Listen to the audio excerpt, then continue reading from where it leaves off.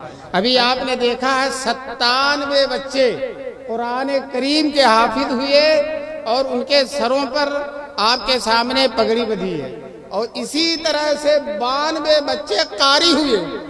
کہتے ہیں حافظ اور قاری دونوں کی بڑی شان ہے۔ ہمارے گاؤں کی زبان میں کہتے ہیں نہ حافظ مرے نہ قاری سڑے، نہ حافظ مرے نہ قاری سڑے۔ تو نہ مرنے والے بھی ماشاءاللہ 97 ہیں اور نہ سڑنے والے بھی ماشاءاللہ 92 ہیں۔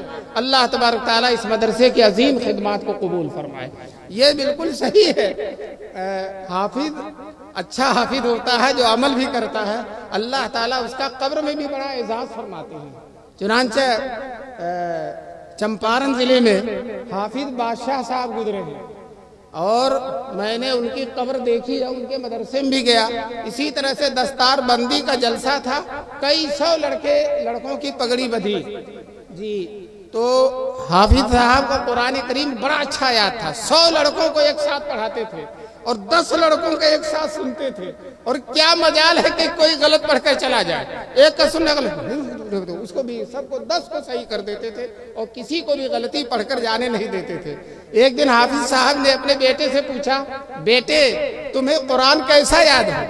تو بیٹے نے کہا، ابا جس طرح سے لوگوں کو سورہ فاتحہ یاد ہوتی ہے اسی طرح سے مجھے قرآن یاد ہے۔ تو باپ نے کہا، بیٹے جس طرح سے لوگوں کو بسم اللہ یاد ہوتا ہے اسی طرح سے مجھے پورا قرآن یاد ہے۔ اور پھر حافظ صاحب کا جب انتقال ہوا تو رام گنگا ندی کے کنارے ان کو دفن کر دیا گیا۔ بہت دنوں کے بعد حافظ صاحب نے لوگوں کو خواب میں آئے اور کئی لوگوں کو بتایا کہ میری قبر میں ندی کا پانی آ رہا ہے اور جو ہے میری قبر یہاں سے منتقل کر دی جائے۔ بہت سے لوگوں نے خواب دیکھا تو لوگوں نے مشورہ کیا کہ چلو حافظ صاحب کی قبر کو منتقل کر دیا جائے۔ کھودا گیا قبر، ایک اعلان ہو گیا اور بہت سارا مجمع اکٹھا ہو گیا اور 33 سال کے بعد قبر کو کھودا گیا۔ کتنے سال کے بعد؟ 33 سال کے بعد۔ اور جو ہے جب تختہ ہٹایا گیا تو حیرت کی انتہا، حافظ صاحب بالکل تر و تازہ، آنکھوں میں تری، ہونٹوں میں نمی، اور وہ کفن بھی بالکل تر و تازہ، وہ جسم سے جو کفن لگ گیا تھا وہ بھی تر و تازہ۔ کسی شاعر نے خوب کہا ہے، امانت کی طرح رکھا لحد نے رود محشر تک، امانت کی طرح رکھا لحد نے رود محشر تک، نہ ایک منہ کم ہوا اپنا نہ ایک تارے کفن بگڑا۔ میں نے ان کی قبر پہ فاتحہ پڑھا، اس پر کتبہ جو لگا ہے اس پر لکھا دفن اول فلاں سن میں اور دفن ثانی فلاں سن میں۔ میں نے اپنی آنکھ سے اس کو پڑھا ہے، تو اس واقعے کو جھٹلایا نہیں جا سکتا۔ اللہ تعالیٰ قرآن کے پڑھنے والوں کا، قرآن سے شغف رکھنے والوں کا، قرآن کا حفظ کرنے والوں کا، قرآن سے محبت رکھنے والوں کا طرح طرح سے اعزاز فرماتے ہیں، طرح طرح سے اکرام فرماتے ہیں۔ دنیا میں بھی اعزاز، ابھی آپ نے دنیا میں اعزاز دیکھا، اتنے بڑے مجمع میں بہت سارے دور دراز کے علماء کرام تشریف لائے اور ان کے ہاتھوں سے ان کے سروں پر پگڑی بدھی۔ یہ دنیا کا معمولی اعزاز ہے، اور قبر کا اعزاز تو میں نے بھی ابھی آپ کو بتایا۔ اور حافظ قرآن کا میدان محشر میں کیا اعزاز ہوگا؟ حدیث ہے، رسول پاک صلی اللہ علیہ وسلم فرماتے ہیں، حافظ قرآن کو اللہ کے سامنے بلایا جائے گا، اللہ کے سامنے کھڑا کیا جائے گا۔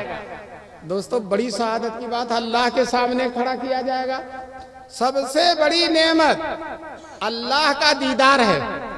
رسول پاک صلی اللہ علیہ وسلم فرماتے ہیں، جب جنتی جنت میں چلے جائیں گے ساری نعمتوں سے ہمکنار ہو جائیں گے، حوریں، نہریں، محلات، پھول، خوشبو، طرح طرح کی نعمتیں۔ جنت نعمتوں کا مجموعہ ہے۔ خود حضور صلی اللہ علیہ وسلم نے فرمایا، لا عین رات ولا اذن سمیت ولا خطر علی قلب بشر۔ ایسی نعمتیں ہیں جن کو کسی آنکھ نے دیکھا نہیں ہے، کسی کان نے سنا نہیں ہے، اور کسی دل کے حاشیے خیال میں بھی وہ نعمتیں نہیں گزری ہیں جو جنت کی نعمتیں ہوں گی۔ جنتیوں سے اللہ پوچھیں گے، اللہ اے جنتیوں کیا میں نے ساری نعمتیں تم کو دے دی؟ کہیں گے، بار الہ ہمارے حق سے زیادہ ہمیں کو نعمت دے دی۔ اللہ تعالیٰ کہیں گے، ایک نعمت اور رہ گئی ہے۔ وہ کہیں گے، بار الہ ساری نعمتیں ہو گئی، کون سی نعمت رہ گئی؟ تو وہ اللہ تبارک تعالیٰ اپنا دیدار کرائیں گے، اپنی تجلی دکھائیں گے۔ کہتے ہیں جنت کی سب سے بڑی نعمت اللہ کا دیدار ہے۔ ایک حدیث میں ہے کہ ایک ہفتے میں ایک بازار لگے گا جنت میں، بازار دیدار الہی، اللہ کے زیارت کا بازار۔ اس بازار میں سارے جنتی چلے جائیں گے اور اللہ تعالیٰ کی تجلی دیکھیں گے۔ جب اللہ کا دیدار کریں گے اور اللہ کے حسن و جمال کی جس کی کوئی انتہا ہی نہیں اس کو دیکھیں گے، تو اس کی وجہ سے ان کے چہرے پر نکھار آ جائے گا۔ جنتی خوبصورت تو ہوتے اور خوبصورت ہو جائیں گے۔ جب وہاں سے دیکھ کر اپنی حوروں کے پاس اپنے محلات میں آئیں گے، ان کی بیویاں کہیں گی بڑے میاں پہلے سے زیادہ خوبصورت ہو گئے، کیا بات ہے؟ تو وہ کہیں گے ہم اللہ کا دیدار کر کے آئے ہیں، اس بازار میں گئے تھے جنت کی جہاں اللہ کا دیدار ہوتا ہے۔ تو عورتیں کہیں گی ہم نے یہیں اپنے گھر ہی میں اللہ کا دیدار کر لیا، یہی دیدار کر لیا۔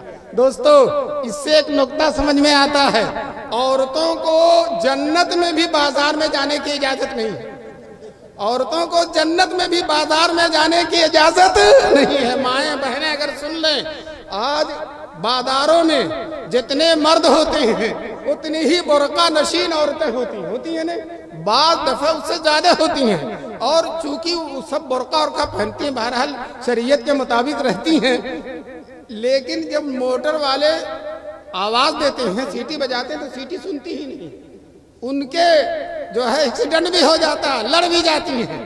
میں یہ کہتا ہوں کہ بازار میں جانے کی ضرورت ہی کیا؟ جب جنت میں بازار میں نہیں جانا ہے تو دنیا میں کیسے بازار میں جائیں؟ پتا چلا دنیا میں بازار میں جانے والی عورتیں اپنے بارے میں سوچیں کہ ہم جنت میں، ہم یہ تو میں نہیں کہتا کہ نہیں جائیں گے، لیکن میں یہ کہوں گا کہ جو ہے جنت میں جب بازار میں جانا ان کے شائع نشان نہیں ہے تو دنیا میں کس طرح سے بازار میں پھرے؟ آج میں بلریا گنج میں تھا، اتنی بھیڑ، مردوں سے زیادہ عورتوں کی بھیڑ۔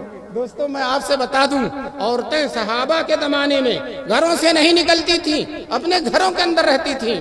چنانچہ سیدہ فاطمہ جو حضور کی لاڈلی بیٹی ہیں، انتہائی چہیتی اور پیاری بیٹی ہیں، ایک کمرے میں رہتی ہیں، ایک کمرے کا گھر ہے، لیکن پوری زندگی کسی نے ان کو بے پردہ نہیں دیکھا، ان کے جسم کو بھی نہیں دیکھا، جو ہے اتنا پردے کا اہتمام کیا کرتی تھی۔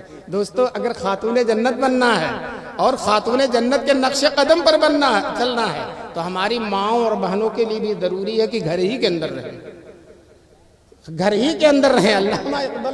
علامہ اکبر صاحب کا شعر ہے، حامدہ چمکی نہ تھی انگلش سے جب بیگانہ، حامدہ چمکی نہ تھی انگلش سے جب بیگانہ تھی، جب انگلش سے بیگانہ تھی تو چمکی نہیں تھی۔ اب وہ شمع بزم ہے، پہلے چراغی خانہ تھی، اب جب اس نے اعلیٰ تعلیم حاصل کر لیا تو محفلوں کی زینت بنی ہوئی ہے، اور جب تک اعلیٰ تعلیم نہیں تھی گھر کی چراغ بنی ہوئی تھی۔ بہرحال اکبر نے زبردست طنز کیا ہے۔ بہرحال میں بات یہ کہہ رہا تھا کہ جنت میں سب سے بڑی نعمت اللہ کا دیدار ہے۔ اب میں حافظ قرآن کا تذکرہ کر رہا تھا کہ اس کو اللہ کے سامنے کھڑا کیا جائے گا۔ بتاؤ جب اللہ کے سامنے کھڑا ہوگا تو اللہ کو دیکھے گا کہ نہیں دیکھے گا؟ اللہ اپنے سامنے کھڑا کریں گے تو اللہ کو کیا کرے گا؟ دیکھے گا، کتنا دیکھے گا؟ بڑی بہار ہوگی حافظ قرآن کے لیے۔ پھر اللہ تعالیٰ اس سے اس کے باپ کو بھی بلا لیں گے۔ ماشاءاللہ جتنے بچے حافظ ہوئے ان کے بہت سے باپ بھی آئے ہوئے ہیں، تو باپ کو بھی اللہ تعالیٰ سامنے کھڑا کر دیں گے، بیٹا بھی اور باپ بھی۔ اسی لیے میں حافظوں کے باپوں سے کہتا ہوں داڑھی اوڑھی رکھ لو، اللہ کے سامنے کھڑا ہونا ہوگا، اور اللہ کے سامنے کھڑا ہو گیا داڑھی نہیں، کھڑے ہو گیا داڑھی نہیں ہوگی تو بڑا شرماؤ گے، بڑا لجاؤ گے۔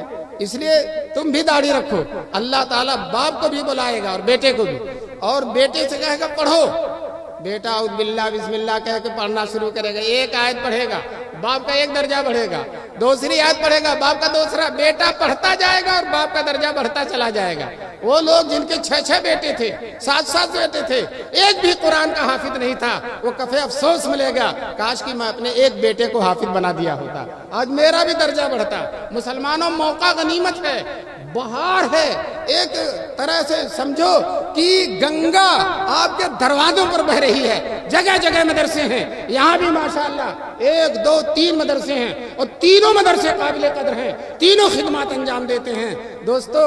اور اسی طرح سے جہاں بھی ہر مدرسے میں حافظ ہو رہا، ہر مدرسے میں قاری ہو رہا، پورے ملک میں۔ اور ان مدرسوں کی برکت سنو، آج اگر پورے ملک میں 70,000 حافظ ہیں تو آئندہ سال انشاءاللہ 90,000 ہو جائے گا۔